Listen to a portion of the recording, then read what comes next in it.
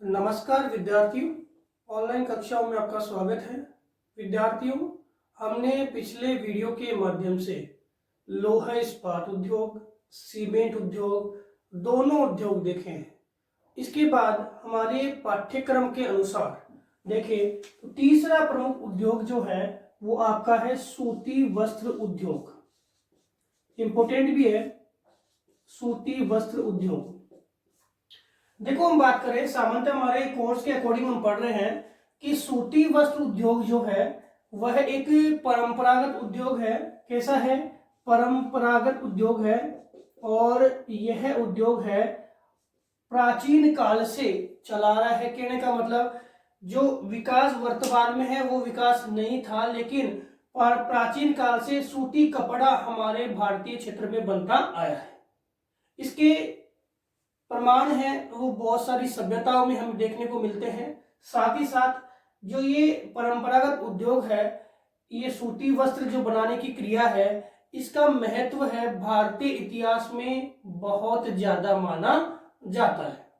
इसके महत्व की हम बात करें तो 434 ईसा पूर्व जो विद्वान है जिनका नाम है हेरोडोट्स जो है वो आपके जनक है। किसके? इतिहास के। इतिहास के जनक कौन है? हेरोडोट्स। इतिहास के जनक जो हेरोडोट्स है, जब वो भारत आए तो उन्होंने क्या कहा कि भारतीय लोग जो है क्या करते हैं? भारतीय लोग जो है वो सफेद फूलों से बने वस्त्रों को धारण करते हैं। सफेद फूलों से बने वस्त्रों को क्या करते हैं? धारण करते हैं। किसने कहा? हेरोडोट्स ने कहा। भाई, सफेद फूलों से बने हुए वस्त्रों को धारण करने का मतलब क्या है कि ये लोग हैं सूती वस्त्र पहनते हैं। ये हेरोडोट्स ने 434 ईसा पूर्व कहा था। कहाँ के थे हेरोडोट्स? यूनान के थे। कहाँ के थे?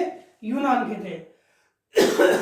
इसके अलावा और साक्ष्यों की बात करें तो 5000 से लेके 8000 ईसा पूर्व के बीच में आपके जो सिंधु घाटी सभ्यता है, कौन सी सभ्यता? सिंधु घाटी सभ्यता। इस सिंधु घाटी सभ्यता में आपके हड़प्पा, मोहनजोदड़ो, इन क्षेत्रों में देखें तो सूती कपड़े के साक्ष्य यहां पर देखने को मिलते हैं। इसके अलावा और बताओ क्या? तो और है मिस्र की सभ्यता है। मिस्र की सभ्यता में आपने पढ़ा पिरामिड है। और पिरामिड किसके लिए बनाए गए? पिरामिड बनाए गए जो मृत शरीर है, उन मृत शरीरों को सुरक्षित रखने के लिए।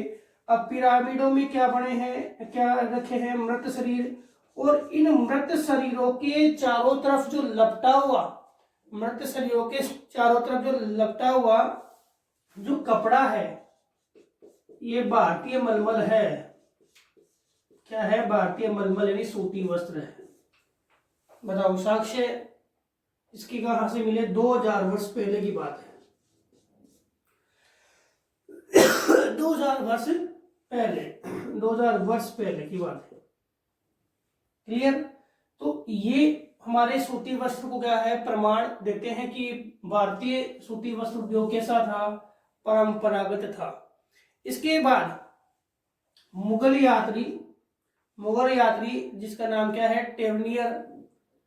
मुगल यात्री जो था, ये क्वेश्चन आ सकता है यहां से, क्योंकि आपके जो कोटेशन दिए हुए हैं उन कोटेशन से प्रश्न बन सकता है, ये बिल्कुल ध्यान रखना। मुगल यात्री ट्रेवनियर जो था उसने कहा कि भारतीय जो रेशम है, भारतीय रेशम यानी सूती कपड़ा, भारतीय रेशम जो है वो क्या है? सुंदर है। भारतीय रेशम क्या है? सुंदर है। और भारतीय रेशम सुंदर होने के साथ साथ क्या बोल रहा है कि भारतीय रेशम सुंदर है और वो तुम्हारे हाथों में है, तुम्हारे हाथों में है, और तुम्हें ज्ञान भी नहीं है कि वो तुम्हारे हाथों में। इतना मुलायम कपड़ा, इतना मुलायम कपड़ा जो अपने हाथों में है और हमें ज्ञान भी नहीं है कि वो कपड़ा हमारे हाथों में, इतना मुलायम कपड़ा भारतीय रेशम जो अपने हाथों से कारीगरों के माध्यम से बनाया जाता था। और इसके बारे में कहा कि यह मलमल इतनी सॉफ्ट है कि अंगूठी के माध्यम से पूरा का पूरा कपड़ा बाहर निकाला जा सकता है। एक अंगूठी के माध्यम से पूरा कपड़ा इस अंगूठी के अंदर से बाहर निकाला जा सकता है। ऐसा क्या है, कोमल कपड़ा आपका क्या है, भारतीय जो सूती वस्त्र है। किसने कहा, मुगल यात्री ट्रेवलियर ने। किसने कहा, मुगल यात्री ट्रेवलियर ने कहा कि भारतीय रेशम सुंदर है, वो तुम्हारे हाथों में है लेकिन तुम्हें ज्ञान भी नहीं है, और ऐसा कोमल है कि इसको हम क्या कर सकते हैं, हम किसके माध्यम से, किसके माध्यम से, एक अंगूठी के माध्यम से या अंगूठी के अंदर से बाहर निकाले तो भी हम, ये है आसानी से निकल जाता है, इतना सॉफ्ट है। तो एक बार देखते हैं, हेरोडोटस ने भारतीय रेशम, भारतीय जो लोग हैं सफेद फूलों के बने वस्त्रों को धारण करते हैं कहाँ, और सफेद फूल के वस्त्र कौन से हैं, सूती वस्त्र। यहाँ सिंधु घाटी सभ्यता में इसके साक्ष्य मिले। मिस्र के पिरामिड है, उनमें जो मृत शरीर है उसके चारों तरफ जो कपड़ा है वो भी भारतीय मलमल है। और मुगल यात्री ट्रेवलियर ने कहा कि भारतीय रेशम सुंदर है या सुंदर थी, जो तुम्हारे हाथों में है और तुम्हें आभास भी नहीं है। इसके बाद हम बात करें कि भारत में ये सूती वस्त्र उद्योग है वो किनके माध्यम से, तो देखो भारत में सूती वस्त्र उद्योग है वो 3 स्रोतों के माध्यम से। एक तो हथकरघों के माध्यम से यानी हाथ से चरखे, एक बिजली करघों के माध्यम से यानी बिजली के चरखे, और एक मीलों के माध्यम से।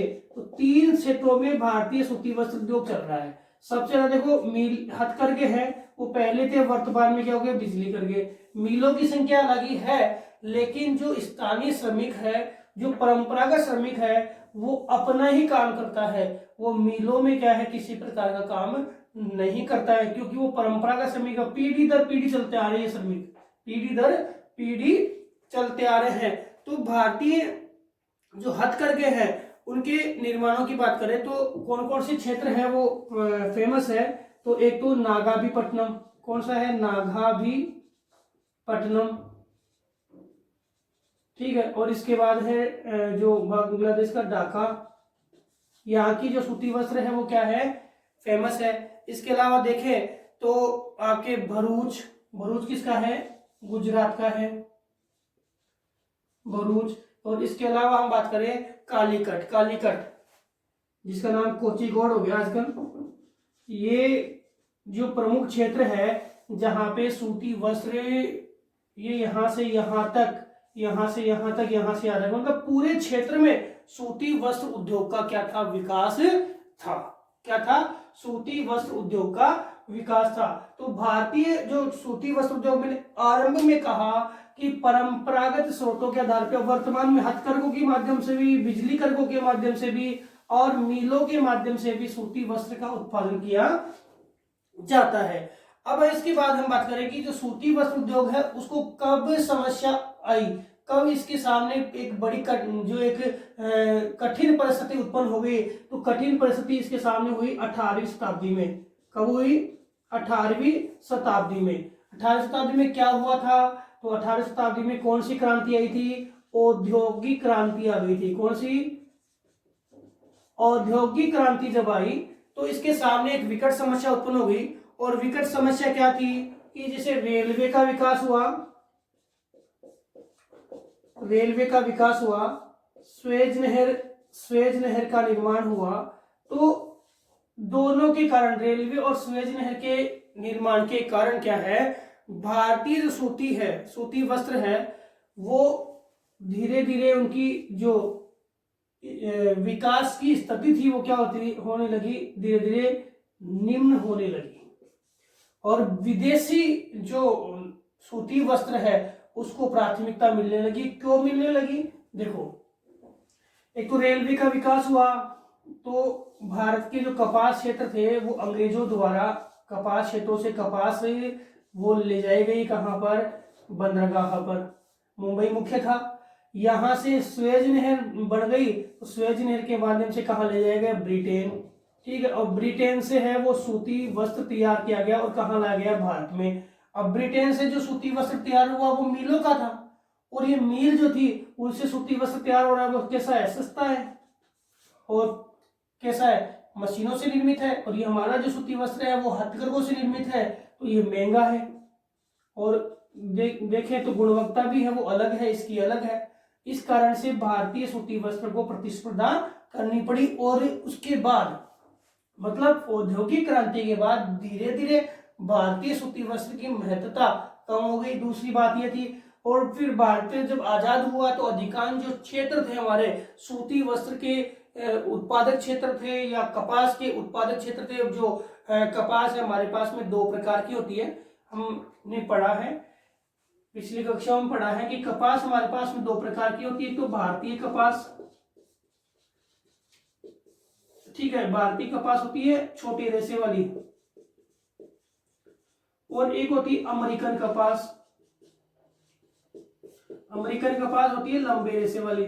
तो हमारे सूती वस्त्र के लिए हमें कौन सी कपास है, अमेरिकन। और अमेरिकन कपास के क्षेत्र है हमारे पास में कम, और वो अधिकांश थे जो वो कहाँ चले गए, पाकिस्तान में। और भारतीय जो कपास है, जो छोटे रेशे वाली कपास हमारे यहाँ है, इसके कारण भारत के जो सूती वस्त्र उद्योग को है, औद्योगिक क्रांति के बाद, सुएज नहर के निर्माण के बाद, रेलवे के विकास के बाद कई प्रकार की प्रतिस्पर्धा करनी पड़ी। और इसके साथ ही दूसरी प्रतिस्पर्धा इसको करनी पड़ी दूसरे कपड़ों से, जो अन्य कपड़े हैं उनसे क्या करनी पड़ी, प्रतिस्पर्धा करनी पड़ी। अब इस प्रतिस्पर्धा के संदर्भ में ये बुकानन जो है एक विद्वान, इनका कथन आता है, और ये कथन एग्जाम में भी कई बार पूछ लेता है। बुकानन कथन इंपॉर्टेंट भी है। बुकानन ने कहा कि भारत के लिए जो सूती वस्त्र उद्योग है, भारत के लिए आपका सूती वस्त्र उद्योग है अतीत का गौरव। सूती वस्त्र उद्योग अतीत का गौरव व भूत, अतीत का गौरव और भूत व वर्तमान का संकट, भूत व वर्तमान का संकट तथा सदैव की आशा रहा है, सदैव की आशा रहा है। कौन, सूती वस्त्र उद्योग। भारत के लिए सूती वस्त्र उद्योग अतीत का गौरव, भूत व वर्तमान का संकट और सदैव की आशा रहा है। किसने कहा, बुकानन। इस बुकानन का मत है वो आप क्या सकता है, कैसे कि भारत जो है वो हमेशा सूती वस्त्र अतीत का गौरव रहा है, यानी प्राचीन काल में भारत के सूती वस्त्र उद्योग को समस्त क्षेत्रों में सराहा जाता था। भारत के सूती कपड़े को सब पूरे क्षेत्रों में माना जाता था। यहां तक कि कहा गया कि जो रोमन महिलाएं थी वो इस सूती वस्त्र को पहनकर क्या मानती थी, गौरव महसूस करती थी। इतना महत्वपूर्ण था सूती वस्त्र उद्योग, क्योंकि रोमन महिलाएं हैं वो इसको, जो कैसा था, छीट का, रेशम व छीट के वस्त्र नहीं होते, छीट छापे के वस्त्र, उन छापे के वस्त्रों को पहन करके रोमन महिलाएं थी वो क्या करती थी, गौरव महसूस करती थी। इतना मुख्य माना जाता था भारतीय कपड़े को। कौन से कपड़े को, सूती कपड़े को। और अतीत का तो गौरव हो गया, भूत और वर्तमान का संकट। भूत कौन सा, ये 1816 इसका, और वर्तमान का क्या हो गया, संकट। और सदैव की आशा रहा है। हम मानते हैं कि सूती कपड़ा है, उद्योग है, वो आगे से आगे चलेगा, हालांकि चल रहा है, लेकिन जो विकास, जो प्रतिस्पर्धा का सामना इसको करना पड़ता है, वह इसके लिए सदैव ही एक समस्याग्रस्त स्थिति पैदा करता है। इसके विकास में क्या है, एक बाधा पैदा करता है। इसके विकास में, सूती वस्त्र उद्योग के विकास में। अब हम बात करें कि जो भारतीय सूती वस्त्र उद्योग है उसका जो निर्माणात्मक स्वरूप है वो कैसे हुआ। देखो, पहले हथकरघों के माध्यम से सूती कपड़ा बनाया जाता था, प्रमाण और साक्ष्य हमने देख लिए। लेकिन भारत में जो पहली सूती वस्त्र की जो मील लगी वो लगी साहब 1818 में। कहा लगी? कोलकाता के पोर्ट ग्लास्टर में। कहा लगी? पोर्ट ग्लास्टर में पहली सूती वस्त्र की मील लगी 1818 में कोलकाता के पोर्ट ग्लास्टर में। और जो यह मील लगी वो कैसी रही? असफल रही। क्या रही? यह मील जो लगी वो क्या रही? असफल रही। अब आप बताओ, सफलता की बात करें तो सफलतम मील की बात करें तो 1854 में लगी। किसमें? 1854 में। किसके द्वारा लगाई गई? कावसजी डाबर। कावसजी डाबर के माध्यम से। कहा लगी साहब? मुंबई में लगी। कावसजी डाबर के द्वारा यह मील कहाँ लगी? मुंबई में लगी। तो पहली सफलतम मील का नाम आ जाए तो क्या आएगा? कावसजी डाबर के माध्यम से कहाँ लगी? मुंबई में लगी। और राजस्थान में कब लगी साहब? 1889 में लगी। 1889 में लगी, सेठ दामोदर दास व्यास के द्वारा। कहाँ पे लगी? ब्यावर में लगी। कहाँ पर लगी? ब्यावर में लगी। तो राजस्थान के संदर्भ में पढ़ा था। तो राजस्थान में 1889 में लगी, 1889 में। और भारत में कब लगी? 1854 में। इसके बाद हम बात करें कि भारतीय सूती वस्त्र उद्योग का धीरे धीरे इसके बाद विकास आरंभ हो गया। और 1947 तक देखें तो 1947 तक भारत में 423 मिलें थी। कितनी थी? लगभग 423 मिलें भारत में थी। लेकिन एक विडंबना की बात है कि 1947 के बाद भारत हुआ आजाद और भारत का क्या हो गया? विभाजन। भारत का क्या हो गया? विभाजन। जैसे ही भारत का विभाजन हुआ तो अधिकांश जो मिलें हैं वो कहां चली गई? पश्चिमी पाकिस्तान और पूर्वी पाकिस्तान, दोनों में चली गई। वैसे पूर्वी पाकिस्तान में जूट की मिलें थी वो चली गई, जूट भी पढ़ेंगे। तो पूर्वी पाकिस्तान में जूट की मिलें थी वो चली गई, और कुछ मिलें आपकी सूती वस्त्र की थी वो भी चली गई। तो पूर्वी पाकिस्तान का मतलब क्या हुआ? बांग्लादेश। कौन सा? बांग्लादेश। तो पश्चिमी पाकिस्तान में देखो मिले गई तो वो बात है। मिलों के साथ साथ आपके जो उत्तम रेशे का जो कपास है उसके क्षेत्र भी चले गए। पाकिस्तान में उत्तम रेशे की कपास के क्षेत्र भी चले गए।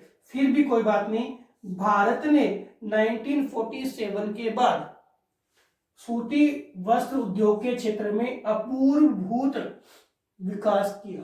मतलब बहुत ही अच्छा विकास किया स्वतंत्रता प्राप्ति के बाद। और स्वतंत्रता प्राप्ति के बाद विकास की बात करें तो भारत में यह दूसरा उद्योग है जो सर्वाधिक रोजगार प्रदान करता है। दूसरा उद्योग है जो सर्वाधिक रोजगार प्रदान करता है। और एक और बात, कैसा उद्योग है? प्राथमिक उत्पाद, कृषि आधारित उद्योग। कैसा है? कृषि आधारित उद्योग है। अब इसके विकासात्मक प्रतिरूप की बात हम वर्तमान दृष्टि से देखें तो भारत में दूसरा उद्योग है। कौन सा उद्योग है? दूसरा उद्योग है जो सर्वाधिक रोजगार प्रदान करता है। बोलते हैं कि इस उद्योग में लगे जो 20% लोग हैं, मतलब समस्त उद्योगों का कितना? लगभग 20% लोग इसमें लगे हैं। और कितने लोग? लगभग 4.5 करोड़ लोग। कितने लोग? 4.5 करोड़ लोग इससे क्या कर रहे हैं? रोजगार प्राप्त कर रहे हैं और लाभान्वित हो रहे हैं। किससे? आपके सूती वस्त्र उद्योग से लोग क्या है? रोजगार प्राप्त कर रहे हैं और लाभान्वित हो रहे हैं। अब ये एक प्रश्न जो आपके यहां से आएगा कि भारत का सूती वस्त्र उद्योग है उसका विभिन्न क्षेत्रों में क्या क्या योगदान है। तो सबसे पहले हम बात करें औद्योगिक उत्पादन। यहां से बिल्कुल ध्यान रखना, औद्योगिक उत्पादन क्षमता। औद्योगिक उत्पादन क्षमता का कितना? 14% सूती वस्त्र के माध्यम से आता है। औद्योगिक उत्पादन क्षमता है उसका 14% है, वो किसके पास है? सूती वस्त्र उद्योग के पास है। टोटल जीडीपी हमारी है, जो सकल घरेलू उत्पाद है, उसका कितना परसेंट? 4%। सकल घरेलू उत्पाद का कितना परसेंट? 4%। विदेशी आय का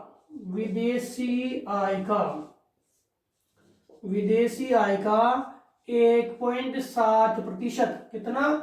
1.7%। एवं विनिर्मित औद्योगिक उत्पादन का विनिर्मित औद्योगिक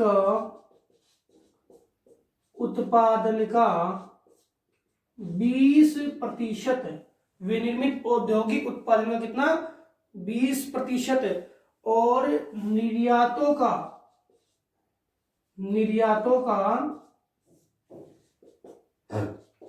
11% किससे प्राप्त होता है? सूती वस्त्र उद्योग से प्राप्त होता है।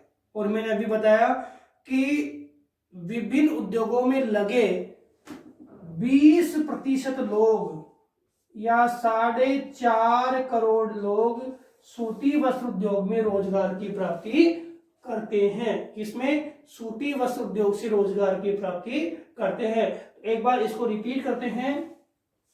औद्योगिक उत्पादन की क्षमता से तो कितना है? 14%। जीडीपी का कितना है? 4%। विदेशी आय जो प्राप्त होती है उसका 1.7%। और विनिर्मित औद्योगिक उत्पाद है उसका 20%। और निर्यातों का 11%। और कुल जो लगे हुए हैं उनमें 20%। और यहाँ 4.5 करोड़ लोग कौन से व्यवसाय से जुड़े हुए हैं? सूती वस्त्र उद्योग से जुड़े हुए हैं। तो समझ में आ गया होगा। इसके बाद वर्तमान स्थिति की बात करें तो देश में 1969 मिले हैं। कितनी है? 1969 मिले हैं। और इसमें आपके 1717 जो है वो कटाई की मिले हैं। 1717 तो क्या है? कटाई की। और आपके 198 मिले हैं वो कंपोजिस्ट मतलब बनाने की। कंपोजिस्ट मिले हैं, कंपोजिस्ट मिले 198। तो इस प्रकार से 1969 मिले हैं। और इसके अकॉर्डिंग देखें तो भारत में जो सूती वस्त्र उत्पादन होता है उसके अनुसार देखें तो प्रति व्यक्ति जो कपड़े की खपत है, प्रति व्यक्ति जो कपड़े की खपत है कितनी? एक वर्ष में कितनी है? प्रति व्यक्ति जो कपड़े की खपत है, या लिख देता हूं, प्रति व्यक्ति आंखें कपड़े की खपत प्रति वर्ष में, एक वर्ष में कितनी है? 43.1 मीटर। एक व्यक्ति 43.1 मीटर जो कपड़ा है एक वर्ष में क्या करता है? यूज करता है। तो प्रति व्यक्ति कपड़े की खपत है कितनी? एक वर्ष में 43.1 वर्ग मीटर। एक वर्ग मीटर। ठीक है। अब इसके बाद हम बात करें, एक प्रश्न आपके सामने आता है कि भारत में सूती वस्त्र जो है उसका विकास क्यों हुआ था? इसके कौन कौन से कारक आपके सामने थे? ये समझ में आ गया होगा। इसके बाद आता है कि भारत में जो सूती वस्त्र उद्योग था उसका विकास क्यों हुआ था, कौन कौन से कारक जिम्मेदार थे। तो इसमें कौन कौन से कारक है जो सूती वस्त्र उद्योग के स्थानीयकरण के कारक है। सीधी सी बात है, कोई विशेष बात नहीं है कि भारत जो है शुरू से ही कपास उत्पादक क्षेत्र रहा है, तो कच्चे माल की उपलब्धता भारत में आसानी से रही है। दूसरी बात, जो परिवहन सुविधाओं का विकास भी भारत में रहा है, जो आसानी से एक क्षेत्र से दूसरे क्षेत्र में कच्चे माल के स्रोतों को ले जाने में क्या है? सहायक होता है। इसके अलावा भारत जो है उसका स्थानीय बाजार पहले जो है, वर्तमान में भी है।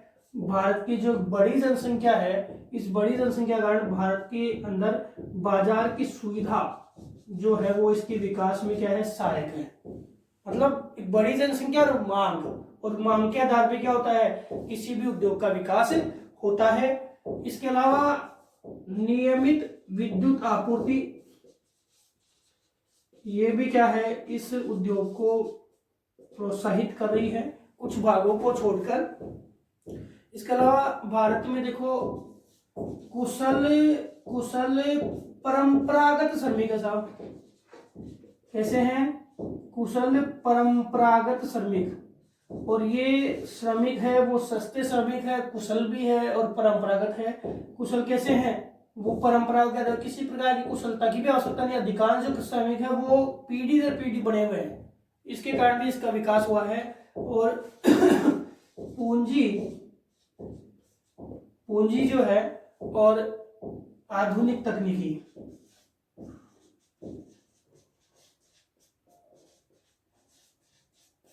ये सारे कारक है जिन्होंने सूती वस्त्र उद्योग के स्थानीयकरण को प्रमुखता दी है। लेकिन कुछ भाग ऐसे हैं जहां पे आधुनिक तकनीकी नहीं है, पुरानी मशीनें हैं, अन्य वस्त्रों के साथ प्रतिस्पर्धा है। इसके कारण उन क्षेत्रों में सूती वस्त्र का विकास नहीं हो रहा है, दूसरे वस्त्रों का विकास उन क्षेत्रों में हो रहा है। तो विद्यार्थियों, हमने जाना कि भारतीय सूती वस्त्र उद्योग एक ऐतिहासिक गौरव माना जाता है, यानी इतिहास का गौरव जिसे कहा जाता है। वर्तमान स्थिति में देखें तो इसका प्रचलन धीरे धीरे कम हुआ, जिसका कारण था अन्य जो वस्त्र है उनका मार्केट में आना, और सूती वस्त्र की तुलना में वो काफी सस्ते और काफी सारी वेराइटीज उनकी मिलना, ये सबसे महत्वपूर्ण बात है, जिसके कारण सूती वस्त्र का प्रचलन है धीरे धीरे क्या हुआ है, कम हुआ है। फिर भी अधिकांश जो क्षेत्र है वहां पर अधिकांश लोगों द्वारा सूती वस्त्र उद्योग का उपयोग किया जाता है। तो विद्यार्थियों, आज हमने सूती वस्त्र के ऐतिहासिक परिदृश्य को पढ़ा। अगले वीडियो के माध्यम से हम सूती वस्त्र उद्योग के उत्पादन क्षेत्र या सूती वस्त्र उद्योग के वितरण को पढ़ेंगे। धन्यवाद।